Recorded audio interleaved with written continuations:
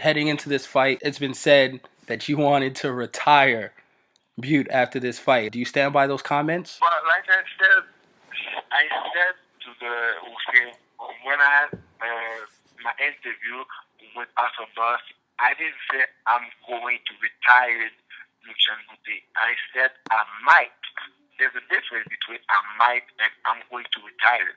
I said I might retire Lucian Bute because if I didn't really clear, I knock him out in the first 2-3 rounds, maybe he's gonna consider like he's done with boxing. So that's why I said that I might retire Lucian Bute, and I didn't say I'm going to retire Lucian Bute. Coming into this fight, do you think your style holds up well against him? And how do you think you match up, in the ring? People that say doesn't know that about me, but me, I love to fight southpaws. I find myself like, for me, it's easier to fight a southpaw than an orthodox boxer. It's probably because I watched too many clips of Ray Jones Jr. when I was young. But because when I fight a southpaw, I see more angles, different angles that I can exploit during the fight. So to fight a southpaw for me is not a problem. I rather fight a southpaw than an orthodox boxer, and I think pulling style can give me a little bit of problem, but I will train for this fight, and I'm very focused and ready to make big things on the ring. Do you think that will ultimately lead to you getting a knockout? Honestly, I'm not going for the knockout. I'm not gonna look for the knockout. I'm gonna box the way I can box, because like people keep telling me like Bute doesn't have a good chin, blah blah blah blah blah blah. But if you look at it, like first he hit like a motherfucker, and he was still on his feet. Yes, he got knocked out the TKO, but he was still on his feet. So Bute is a solid guy. He's a solid puncher as well. So I won't be surprised if the fight go to the distance. I think like two boxers like us, elite fighters, it's really, really rare that we're gonna see war. There's gonna be more like it's going to be more a tactical fight, a technical fight than a war. And I'm ready. But anyway, I'm ready for everything. If Bute wants to browse, that I got it. I'm gonna be very able to browse. If he wants to play a chess game, I'm smart enough to play chess game against him. And so, I'm ready for anything. A lot of boxing fans would like to see you fight, 2 or 3 times this year. And you looked really good in your last fight. Do you think that's something that your body is building back up towards? Of course. Like for the last 3 years, I fought like 2 times. So I want to be active, The last 2 years, I had some injuries, but I had some problem with my promoter as well. But right now, I'm back on track. I have no problem with my promoter, and I want to fight at least 3 times this year. If at least 2 times, between 2 and 4 times this year, it would be great for me because I love boxing. Boxing is my passion.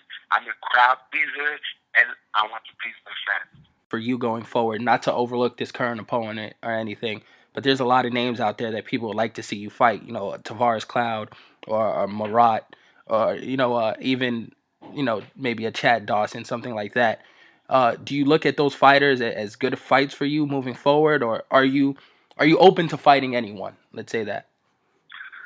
Me, I'm a warrior. I will fight anyone who wants to fight me. Like I said, even though I'm not champion, I'm still relevant in the division. People must forget, but I'm the one who beat the prime time Chad Dawson.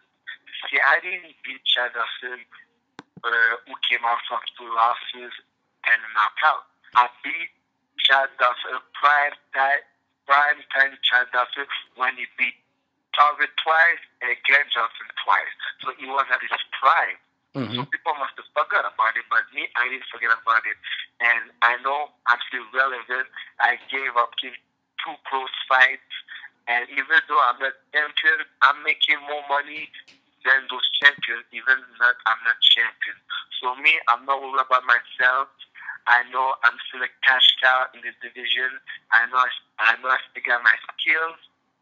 And if any champion wants to fight me, they know how to call. But how much do those belts mean to you? How much does it mean to, recapture the championships that you had and just get back to that level? Honestly, like, I want those belts back for sure. Belts mean belts mean you're a champion on paper, but belt with no belt, in my mind, I'm a champion, and that's what matters. Because what people think, I don't care, and it's not supposed to be matter, because those people who are gonna talk bad about you, or they're gonna tell you, you deserve this and that. They're not the one who's waking up at 6 a.m. in the morning to sprint, to jog, to get hit in the face, to sweat, to have blood in your eyes. So what those people think about me, or not think, say what I should deserve, I don't mind. What's matter is what is my mind. And if I think I'm a champion with the belt or without a belt, that's what matters. Because like Ali said, he was saying he was the greatest before it became the greatest. So to be the greatest, you need to think like one. You need to train like one. You need to think like you the shit, you're the greatest to become the greatest one day. Is that third fight with Hopkins like in your mind at all? Is it something you want to do? Because obviously Hopkins is not the youngest guy in the world. Is it something you're looking forward to, like, or even thinking about?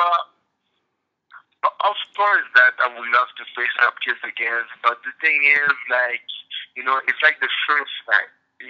Because we had a draw, people will say, "Oh, Hopkins is good, this and that." But if I would have knocked him under the first 2 rounds, people still would have said, "Oh, Hopkins is finished, he was done," and blah blah blah. We had the second fight. He won the fight, the close decision. He didn't do acting. I won the fight. Like, people say, "Oh, Hopkins is good," and this and that. So if we have a trade match, and I knock him up, or I beat him up, people are gonna say, "Oh, he was 50 years old. He had to wait until that is 50 to beat it up," and stuff like that. So yes, of course, I would love to have a rematch against Hopkins, but that's not in my priority right now. Okay. Because even I beat him up in the third fight, I'm not gonna have credit for it, because people are gonna say, "Oh, he's old, he's past his prime," and blah blah blah. But it's been 10 years people saying that Hopkins is past his prime. But I feel like sometimes people have a good time to give me credit. So when I face Dawson, like, that was a clearly win for me. That was an easy win. We had the headbutt, and people were saying that he was on his way to knock me out. But listen, guys, we need to be fair. When was the last knockout of Chad Dawson, and when was the last time I got dropped? I never get dropped in the amateur. I never get dropped in the pros. So why did I say that Dawson was on his way to knock me out? That thing makes no sense, especially when Dustin is not a power puncher. So anyway, like I said, people don't like to give me credit, but what matters for me is what I think in my mind. Does entering a different weight class also cross your mind? Because light heavyweight it seems like a really good fit for you. You seem to move well in light heavyweight, but there's obviously the super middleweight division that is just packed with fighters. I walk around like 190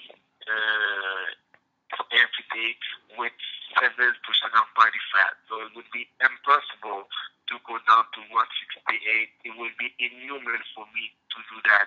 And also, the light heavyweight division is hot right now. There is no good champion. Adam Stevenson, Kovalev, Bernard Hopkins, they did Shuminel. So this is division that everybody wants to be. And I am there. That's my division. So of course I'm gonna stay on the division.